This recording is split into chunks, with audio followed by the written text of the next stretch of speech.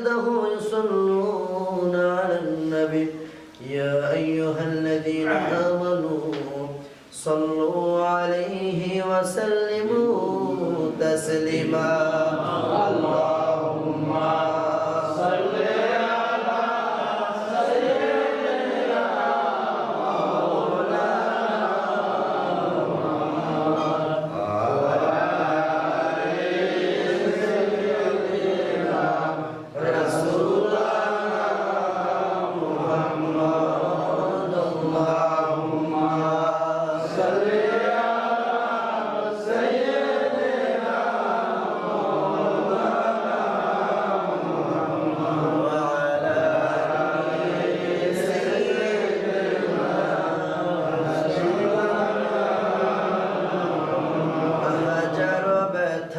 বেদনার পরে ফিরে আসনি তুমি আপন ঘরে দিনের আলো তুমি ছড়িয়ে দিতে চলে গেলে মদিনায় মক্কা ছেড়ে হে রাসূল তোমাকে ভুলি আমি কেমন করে হে রাসূল তোমাকে ভুলি আমি কেমন করে লা ইলাহা ইল্লাল্লাহ জোরে লা ইলাহা ইল্লাল্লাহ লা ইলাহা ইল্লাল্লাহ লা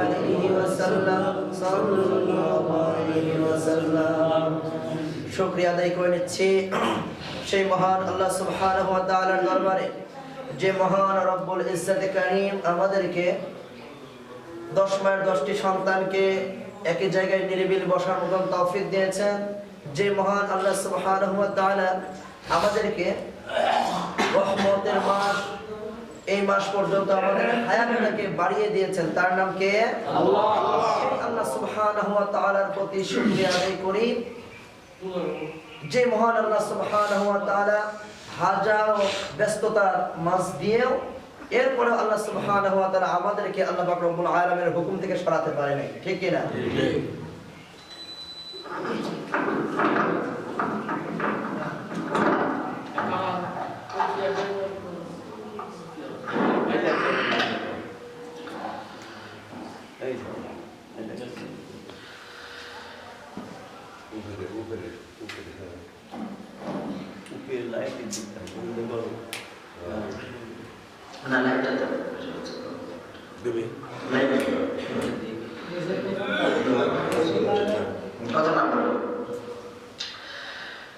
সমস্ত উপস্থিতি তাহলে যেটা বলতেছিলাম যে আল্লাহ সুবহানাহু ওয়া তাআলা পৃথিবীর ভিতরে অসংখ্য অগণিত মানুষ শুধু মানুষ আর মানুষ কিন্তু আল্লাহ সুবহানাহু ওয়া তাআলা পবিত্র কোরআনুল কারীমের ভিতরে শিক্ষা দিয়েছেন যে মানুষের পেট থেকে বের হলে সেটা মানুষ হয় কিন্তু গুণগত মানুষ হয় না ঠিক কি না মানুষের মতো মানুষ হয় যদি মানুষের মতো মানুষ যদি আমরা হতাম মান প্লাস হুশ যার হুশ আছে যার বিবেক আছে তাহলে বিবেক টাকা আছে দোস্ত আসতে পারে না আসলে বিবেক টাকা আছে বিবেক তো সবারই আছে যদি তা না হবে সামান্য যে কোনো কিছুর কারণে নিজে একটি ডিসকনসার্টিং ফিল হলেই আমরা হিট করে বসি, ঝামেলা করে বসি। তার মানে বিবেকটা আসে। আসলে মান প্লাস হুশ মানুষ, যার হুশ আছে সে হচ্ছে মানুষ। মানুষের ভিতরে যদি হুশ থাকে তাহলে সর্বপ্রথম হুশ থাকার দরকার আমাকে যিনি বানিয়েছেন তার নাম কি? আল্লাহ। পৃথিবীর বুকে এমনি এমনি কোনো কিছু হয়ে যায় না, বলেন কোনো কিছু এমনি এমনি হয়ে যায় না। তাহলে যদি আমি যদি একটু চিন্তা করতাম যে আমাকে যিনি বানিয়েছেন, আমি এমনি এমনি তো হই নাই, যিনি আমাকে বানিয়েছেন তিনি একজন থাকতে পারেন, আর তিনি যদি আমাকে খাবার দেন, তিনি যদি আমাকে বাঁচিয়ে রাখেন, তিনি যদি আমাদেরকে সকল নিয়ামত গুলা যদি তিনি দেন, তাহলে তার তো কিছু শর্ত থাকার দরকার, ঠিক না? তার তো কিছু শর্ত আছে। তাহলে আমরা শুনি যে আমরা মানুষ পৃথিবীর ভিতরে আসছি, আবার আমরা চলে যাব। তার মানে ম্যানেজ মর্টাল, মানুষ মরণশীল। তাহলে যত চলে যেতে হবে, তাহলে দুনিয়ার ভিতরে আমাদের কি করণীয়? আল্লাহ সুবহানাহু ওয়া তাআলা বলেন ইল্লা লিয়াবুদু, তোমাদের ইবাদত করতে হবে। কি করতে হবে? ইবাদত করতে হবে। তাহলে যদি আমি মানুষ যদি হই, আমার ভিতরে যদি হুশ থাকে, তাহলে আল্লাহ সুবহানাহু ওয়া তাআলার ইবাদত ছাড়া তো আমার দূরে থাকার কথা না। কথা বলে ঠিক কিনা? তার মানে মনুষ্যত্ব যেখানে দেখানোর দরকার, যে মনুষ্যত্বটা সবচেয়ে বেশি দরকার, আল্লাহকে আল্লাহ বলে মানা, তার কাজ করা, রাসূলকে রাসূল বলে মানা, সেই নবীর আদর্শ মেনে নেওয়া, যদি এটা যদি মেনে নিতে পারতাম, তাহলে আমার ভিতরে সবচেয়ে বেশি মনুষ্যত্ব থাকতো। কথা বলে ঠিক কিনা? আল্লাহ সুবহানাহু ওয়া তাআলা সেই সকল অমানুষদের ভিতর থেকে যে আমাদেরকে ফাড়াই করে মানুষের ভিতরে আল্লাহ সুবহানাহু ওয়া তাআলা শামিল করেছেন। আরেকবার খুশি হয়ে পড়ছি আলহামদুলিল্লাহ। নবী মুহাম্মদ সাল্লাল্লাহু আলাইহি নাম তাজদার মদিনা আহমদ মুস্তাফা নবী আকরাম সাল্লাল্লাহু আলাইহি ওয়াসাল্লামের উপর সবাই অন্তরের স্থল থেকে সমস্ত ভালোবাসা উচ্চার করে একযোগে বলে উঠছি সাল্লাল্লাহু আলাইহি ওয়াসাল্লাম। সম্মানিত উপস্থিতি, দেখতে দেখতে আমাদের মাস থেকে রহমতের মাসে 6টা রোজা অতিবাহিত হয়ে চলে যাচ্ছে। সম্মানিত উপস্থিতি, তার মানে রহমত আমাদের থেকে কি করতেছে? বিদায় নিয়ে চলে যাচ্ছে। সম্মানিত উপস্থিতি, আগামী বছরে আবার এই 10টা রমাদান বা এই রহমতের 10টা দিন আমার জীবনে নাম কথা বলেন ঠিক কিনা? গত মাসে আমার সঙ্গে আমি এখানে ইমাম ছিলাম, গত বছরে এখন পর্যন্ত আল্লাহর রহমতে আছি। অনেকেই আমার পিছনে নামাজ পড়েছে গত বছরে এই মাহে রমজান খতমে তারাবি, কিন্তু এই বছরে অনেকেই নাই। কথা বলেন ঠিক কিনা? নাই। সম্মানিত উপস্থিতি, এটাই হচ্ছে মানুষ, ম্যানেজ মর্টাল, মানুষ মরণশীল। আগামী বছরে আপনার আমার এই মুখগুলোর ভিতর থেকে হয়তো অনেকেই এখানে উপস্থিত থাকবো না। কোথায় চলে যাবো? কাঁচা মাসে বেড়ার নিচের ভিতরে চলে যাবো। আমার মুখের ভিতরে থাকবে কি? কাদা মাটি। আর কিছু কি থাকবে? বাড়ি থেকে যখন আসলাম তখন কত কিছু মেখে, এরপরে পরিপাটি হয়ে এটা সেটা করে সাবান দিয়ে গোসল করে এরপরে পরিপাটি হয়ে আসলাম। কিন্তু এমন একটা জায়গায় চলে যাব, যদি আমি ঠিক মতো পাথরগুলো যদি না নিয়ে যেতে পারি, তাহলে আমার মুখের ভিতরে কি থাকবে? আলহাকুমুত তাকাসুর হাত্তা যুরতুমুল মাকাবির। মুখের ভিতরে কি থাকবে? কাদা। সম্মানিত উপস্থিতি, আল্লাহ সুবহানাহু ওয়া তাআলা বলেছেন যে মানুষের হুঁশ কতদিন পর্যন্ত ফিরবে না, যতক্ষণ পর্যন্ত তার মুখের ভিতরে এই কাদা রাখবে। কি রাখবে? কাদা রাখবে। সম্মানিত উপস্থিতি, তো যেটা বলতেছিলাম, গত জন্য আলোচনা করতেছিলাম মাহে রমজানের করণীয় বর্জনীয় নিয়ে বা এর ফজিলত সম্পর্কে। সম্মানিত উপস্থিতি, আপনার সামনে যে আয়াতে কারিমা তেলাওয়াত করছি তা হচ্ছে আল্লাহ সুবহানাহু ওয়া তাআলা বলেছেন শাহরু রমাদান আল্লাযী উনজিলা ফীহিল কুরআন হুদান লিন-নাসি ওয়া বাইয়িনাতিন মিনাল হুদা ওয়াল ফুরকান। আল্লাহ রাব্বুল আলামিন মাহে রমজানকে 12টা মাসের ভিতরে কেন এত উত্তম মাস হিসাবে ঘোষণা করলেন? 12টা মাসের ভিতরে অন্য মাস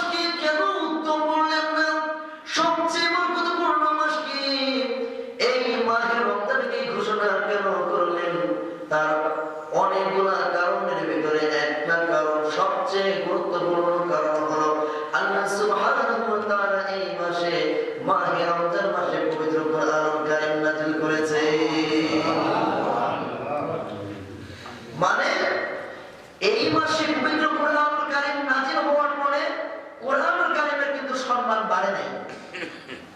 আমাদের ভিতরে থাকতে পারে যে মাহে কোরআনুল কারীমের এত সম্মান, পৃথিবীর ভিতরে হাজার হাজার লক্ষ লক্ষ কোটি কোটি বইয়ের ভিতরে সবচেয়ে উত্তম বই তার নাম কি? সবাই বলেন না কোরআনুল কারীম। তাহলে এই মাসে নাযিল হওয়ার কারণে কোরআনুল কারীমের মর্যাদা বাড়ে নাই, বরং পবিত্র কোরআনুল কারীম অন্য মাসে নাযিল না হয়ে এই মাসে নাযিল হওয়ার কারণে আল্লাহ সুবহানাহু ওয়া তাআলা এই মাহে রমজানকে সম্মানকে আরো কি করেছেন? বাড়িয়ে দিয়েছেন। আমার ভাইরা, অনেকে হয়তো জানতে পারে মাহে রমজান শুধু পবিত্র কোরআনুল কারীম নাযিল হয়েছে না, বড় বড় পয়গম্বরের ভিতরে যত সুফিয়া বা কোরআনুল কারীম সহ শুরু করে অন্যান্য কিতাব যে সকল মাসে নাযিল হয়েছিল সেই মাসটাও ছিল এই মাহে রমজান মাস। হযরত ইব্রাহিম আলাইহিস সালাতু ওয়াস সালামের উপরে সহিফা নামক কিতাব নাযিল হয়েছিল। আমি আজকে দেখতে পেলাম সেটা মাহে রমজানের প্রথম রমজানে আল্লাহ সুবহানাহু ওয়া তাআলা নাযিল করেছিলেন। কোন মাসে? এই মাহে রমজানের প্রথম দিনে ইব্রাহিম আলাইহিস সালামের উপরে কিতাবটা নাযিল হয়েছিল। আমার ভাইরা, আমরা যদি তাওরাতের দিকে তাকাই, আল্লাহ সুবহানাহু ওয়া তাআলা এই মাসে রমজান মাসের 6 রমজানের ভিতরে আল্লাহ নাযিল করেছিলেন। জাবুর কিতাব নাযিল করেছিলেন এই মাহে রমজানের 12 তারিখে। ইনজিল নাযিল করেছিলেন এই মাহে রমজানের 14 রমজানে আল্লাহ সুবহানাহু ওয়া তাআলা নাযিল করেছিলেন। আর এই মাসে লাইলাতুল কদরের রজনীতে আমার আল্লাহ সুবহানাহু ওয়া তাআলা পবিত্র কোরআনুল কারীম নাযিল করেছিলেন। জোরে বলেন না সুবহানাল্লাহ। তাহলে এই মাসে কিতাবগুলো নাযিল হওয়ার কারণে এই মাসের সম্মান, এই মাসের ফজিলত, এই মাসের শান, এই মাসের মান বাড়িয়ে দিয়েছেন কে? আল্লাহ। শুধু তাই নয়, যদি একটু আপনি লক্ষ্য করে দেখেন, পৃথিবীর বুকে আপনি যদি কোনো কিছু কেনার জন্য, এই ধরেন জামা কেনার জন্য যদি আপনি বা যে কোনো কাপড়ের পিস কেনার জন্য যদি আপনি দোকানের ভিতরে চলে যান, শপিং মহলে চলে যান, আপনি 20 থেকে শুরু করে 50, 60, 100, 200, 500, 1000, 10,000, 20,000 এমনকি লক্ষ লক্ষ টাকা দামের গছ এই পৃথিবীর বুকে কাপড় আছে না নাই? বলেন। কিন্তু পৃথিবীর বুকে কোন কাপড়কে আমার মাথার তাজ বানাই না, কোন কাপড়কে এত মাথার মুকুট বানাই না। বাজার থেকে আমরা একটা কাপড় কিনে আনি মাত্র 40 টাকা গজ, 20 টাকা গজের একটা কাপড় কিনে নিয়ে আসি। সেই কাপড়টা নিয়ে আসার পরে পবিত্র কোরআনুল কারীমের সুজদানি নামক একটা আবরণ আমরা বানাই। সেটা পবিত্র কোরআনুল কারীমকে আমরা ঢেকে রাখি। ওই কাপড়টা যদি কোনো সময় হাত ফসকে বেরিয়ে যায়, আমরা মুসলমানরা সেই কাপড়কে চুমা খাই কি খাই না? বলেন। শুধু তাই না, লক্ষ লক্ষ টাকা দামের পৃথিবীর বুকে কাঠ রয়েছে, কিন্তু সেই কাঠগুলোকে আমরা মাথার তাজ বানাই না। সামান্য কিছু কয়েক টাকা দামের একটা কাঠ নিয়ে আসার পরে আমরা সেইটাকে ফেলে এরপরে আমরা রিহাল বানাই। সেই সামান্য কাঠের রিহালটাও যখন আমরা পবিত্র কোরআনুল কারীমের পাশে রেখে দিই, ওইটাও যখন কোনোভাবে যদি অসম্মান হয়ে যায়, হাত থেকে পড়ে যায়, ওই রিহালটাকেও আমরা চুমা খাই কি খাই না? অবশ্যই খাই। তাহলে মনে বুঝে গেল পবিত্র কোরআনুল কারীমের সঙ্গে যেটা লেগে গিয়েছে তার শান, তার মান বাড়িয়ে দিয়েছেন মহান আল্লাহ সুবহানাহু ওয়া তাআলা। পবিত্র কোরআনুল কারীম 12 মাসের ভিতরে মাহে রমজান মাসে নাযিল হয়েছে জন্য ওই মাসটাকে সম্মান বাড়িয়ে দিয়েছেন আল্লাহ। পবিত্র কোরআনুল কারীমের সঙ্গে 40 টাকা গজের একটা কাপড় লেগে গিয়েছে, সেই কাপড়কে আল্লাহ সম্মান বাড়িয়ে দিয়েছেন আল্লাহ। সামান্য কাঠ দিয়ে তৈরি সামান্য কয়েক টাকা দামের একটা রিহাল পবিত্র কোরআনুল কারীমের সঙ্গে লাগার কারণে সেইটার মান শান বাড়িয়ে দিয়েছেন আল্লাহ। শুধু তাই নয়, বাংলাদেশের দিকে যদি আমরা যদি তাকাই, দিন দিন যত যাচ্ছে তত আমাদের দেশটা তত অ্যাডভান্স হচ্ছে। আমরা দেখতে পাচ্ছি আগে শুনতাম নায়ক নায়িকারা আমাদের সামনে আসলো, কম হয় না বেশি হয়? কথা বলেন না এই নিয়ে কিছুদিন আগে কি বুলবুল সার্কাস নিয়ে হয়েছিল, তো শুনছি যে খুব একটা লোক, যে লক্ষ লক্ষ লোকের ভিড় এমনকি হয়েছে যে সব আগ্রহের দিকে রওনা দিয়েছে। কথা বলছেন না, গাড়ি ভরে ভরে আগ্রহের দিকে রওনা দিয়েছে। আপনাকে দেখছেন যারা এখন তো হ্যান্ডসেটের যুগ, টাচ মোবাইলের যুগ, আপনাকে দেখেন যে লক্ষ লক্ষ লোকের আমদানি সেখানে হয় না। নায়ক নায়িকা আসার পরেও যত লোক হয় না, এমপি মন্ত্রীরা আসার পরেও লোক হয় না, কিভাবে লোক হবে টাকা দিয়ে আনতে পারে না। কথা বলে ঠিক কিনা? আনতে পারে? এই নিউজ হয় নাই? অসংখ্য অগণিত নিউজ হয়েছে এর আগে যে প্রধানমন্ত্রী আসছে, এ আসছে, ও আসছে, কিন্তু যেভাবে লোক হওয়ার কথা সেভাবে টাকা দিয়ে লোক আনতে বিরানি দেয়, 500 টাকা দেয়, এরপরও লোক হয় না। কিন্তু লক্ষ্য করে দেখবেন আল্লাহ সুবহানাহু ওয়া তাআলা পবিত্র কুরআনুল কারীমে সকল আলেম ওলামারা নিজের বুকের ভিতরে ধারণ করেছে। পবিত্র কুরআনুল কারীমের সালাম প্রচারক একজনের নাম বলে ডক্টর মিজানুর রহমান আজহারী। আমি লক্ষ্য করে দেখলাম ট্রেন দিয়ে মানুষ সেখানে বারবার জমাত হচ্ছে। শুধু ট্রেন মালিকরা, সরকারের পক্ষ থেকে এই ট্রেনকেও ফ্রি সার্ভিস করে দেওয়া হয়েছিল। এটা কি জানেন? না জানলে শুনে না। ডক্টর মিজানুর রহমান আজহারী ওয়াজের ভিতরে বয়ান করছে, এত মানুষের ভিড় দেখে ট্রেনের উপরে জায়গা, নিচে নাই, সকাল থেকে যত ট্রেন আসতেছে, এরপর লোক জায়গা নিতে পারতেছে না। এরপরেও কি সর্বশেষ নিউজের ভিতরে আসতে দেখলাম যে সর্বশেষ টিটিরা বলছে যে আমরা যত সহকারী যারা আছি, কর্মচারী যারা আছি, যত ভিড় হয় আমরা আমাদের নিজের পকেট থেকে দেবো। এরপরে বছরের প্রায় মানুষ শুনতে আসো, জোরে বলেন না আল্লাহু আকবার। এটা কিসের সম্মান বলেন তো? কুরআনুল কারীমের সম্মান। তার মানে বুঝে গেল পবিত্র কুরআনুল কারীমের ভিতরে যেটাই লেগেছে সেইটাকে সম্মান বাড়িয়ে দিয়েছেন আল্লাহ।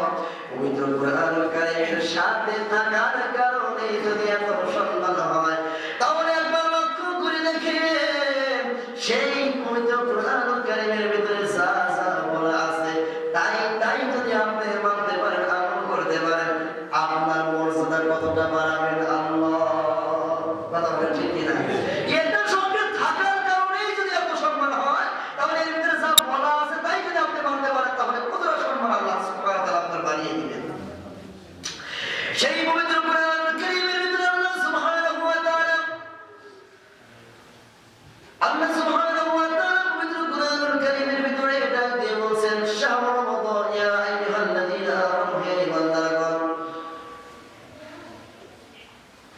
ইয়া আইয়ুহাল্লাযীনা আমানু কুতিবা আলাইকুমুস সিয়াম, সিয়ামকে তোমাদের উপরে ফরজ করা হয়েছে। তাহলে আপনার আমার সিয়াম পালন করার দরকার আছে না নাই? আমার ভাইরা, এখন কথা হলো আপনার আমার ভিতরে অনেক সংশয় থাকে, অনেক আকাঙ্ক্ষা থাকে। কেউ সমাজের ভিতরে তাকালে কেউ রোজা থাকে, কেউ থাকে না, কেউ মানে না, কেউ গ্রহণ করে, কেউ করে না। আমার ভাইরা, আমার বন্ধুরা, আল্লাহ সুবহানাহু ওয়া তাআলা মাহে রমজানকে ফরজ এমনি এমনি করে নাই। আপনারা আশ্চর্য হয়ে যাবেন যে রোজাকে ফরজ করা হয়েছে। এই সময় এসে বিজ্ঞানীরা বারবার নতুন নতুন আবিষ্কারের কথা বলছে, নতুন নতুন তত্ত্ব করার কথা বলা হয়েছে। আল্লাহ রাসূল সাল্লাল্লাহু আলাইহি ওয়াসাল্লাম 1000 বছর আগে বলে গিয়েছেন, প্লেট মুছে খাওয়া সুন্নাত। কি প্লেট মুছে খাওয়া সুন্নাত? আজকের বিজ্ঞানীরা প্রমাণ করে দিল, সারা খাবারের ভিতরে যত প্রোটিন থাকে, খাবার সেটা হওয়ার পরে আমরা যেটাকে উচ্ছিষ্ট মনে করে ফেলে দেই, যেটাকে আমরা খাই না, অনেকেই খেতে লাগলে আবার তার দিকে তাকিয়ে তাকিয়ে মনে হয় খায় না। কথা বলেন না কেন? এভাবে দেখবেন তাকে কি অবস্থা, কোথায় খেলাম। আমাদের সমস্যা একবারে সমাজ কি কালচার জানে না। কিন্তু বিজ্ঞানীরা প্রমাণ করেছে যত প্রোটিন সারা খাবারে থাকে, সকল প্রোটিন গুলা আস্তে আস্তে ওই প্লেটের নিচের ভিতরে থাকে। আল্লাহ রাসূল এমনি এমনি কোনো নিয়ম করে যায় নাই। আমার ভাইরা, আমার বন্ধুরা, এই মাহে রমজানের ফজিলত সম্পর্কে কত উপায় আলোচনা করেছি, কিন্তু কথা হলো অনেকেই থাকতে পারে না। তারাও যদি মাহে রমজানের রোজা যদি 30টা রাখতে পারে,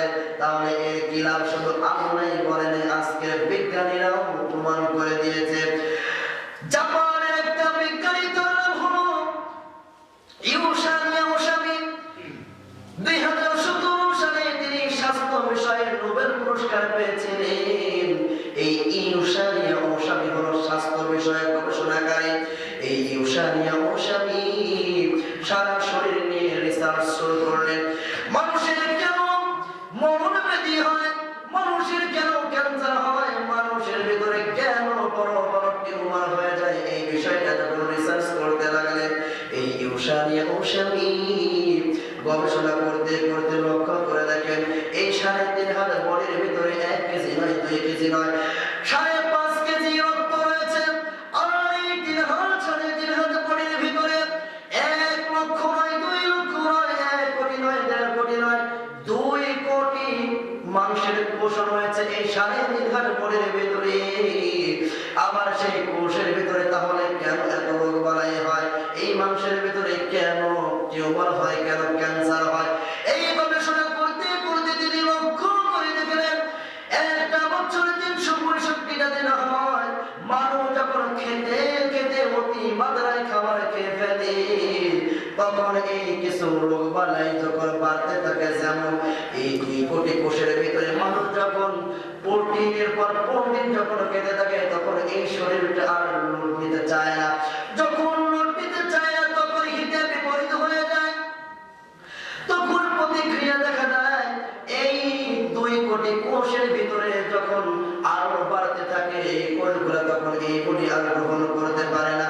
ফলে তখন সেইটা ফুলে ফুলে ক্যান্সারে রোগ নেয়, ফুলে ফুলে টিউমারে রোগ নেয়। এই গবেষণা করতে করতে তাহলে এই শরীরের ভিতর থেকে কোষ কমানোর কি বুদ্ধি, এই গবেষণা করতে করতে তিনি লক্ষ্য করে দেখলেন 1 দিন, 2 দিন, 3 দিন, 5 দিন, 10 দিন, 15 দিন, 20 দিন নয়, এই 365 দিনের ভিতরে যদি কেউ 30টা দিন যদি না খেয়ে কাটিয়ে দিতে পারে তাহলে এই 2 কোটি কোষের উপরে আর উদ্বৃত্ত হয় না, তাহলে তার শরীরে ক্যান্সার বা তার শরীরে টিউমার বসা বাঁধতে পারবে না। এই বিজ্ঞানী লক্ষ্য করে দেখলেন তাহলে এটা কি করা যায়, মানুষের সামনে প্রচার করা উচিত। তোমরা 1 বছরের ভিতরে 30টা দিন না খেয়ে কাটিয়ে দাও, তাহলে তোমাদের ভিতরে এই মরণ ব্যাধি আর আক্রান্ত করতে পারবে না। এটা যখন প্রচার করতে যাবেন তখন লক্ষ্য করে দেখেন 1,500 বছর আগে নবী মুহাম্মদুর রাসূলুল্লাহ সাল্লাল্লাহু আলাইহি ওয়াসাল্লাম এই কথাটা তিনি বারবার বলে গিয়েছেন। এমনকি এই 30টা মাহে রমজানকে আল্লাহ ফরজ করে দিয়েছেন। জোরে বলেন না সুবহানাল্লাহ। এটা কি বলছেন? 1,500 বছর আগে আল্লাহ সুবহানাহু ওয়া তাআলা বলছেন যে উম্মতে মুহাম্মাদি তোমরা 30টা দিনের একটা ফুল প্যাকেজ তোমাদেরকে দিয়ে দিলাম, তোমরা না খেয়ে থাকবা, তাহলে শুধু না খেয়ে থাকলে আমি এমনি এমনি দিব না, তোমাদেরকে কি করব, তোমাদেরকে আমি যা এমন পুরস্কার দিব সেটা হচ্ছে আমার ফেরেশতাদেরকেও আমি এই ঘোষণাটা দিলাম না, আমি আল্লাহ সুবহানাহু ওয়া তাআলা নিজের হাতে এর সওয়াবটা দেব।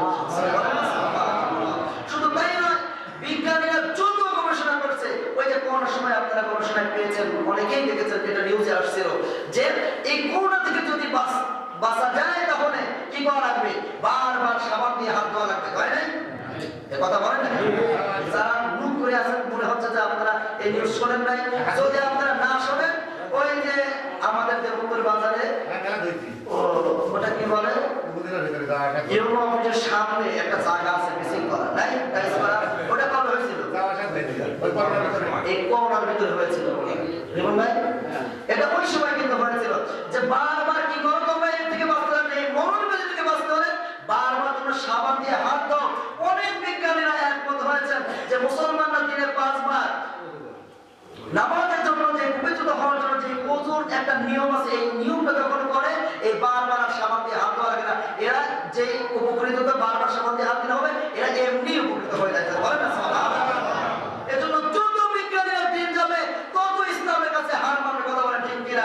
মরিস বুখারী তিনি ইসলামকে ক্ষতি করার জন্য, ধ্বংস করার জন্য, ছোট করার জন্য তিনি পবিত্র কুরআনুল কারীমের গবেষণা করেছিলেন, কিন্তু এর পরে তিনি স্যারের হয়ে বললেন ইয়া সম্ভব না, লা ইলাহা ইল্লাল্লাহ মুহাম্মাদুর রাসূলুল্লাহ।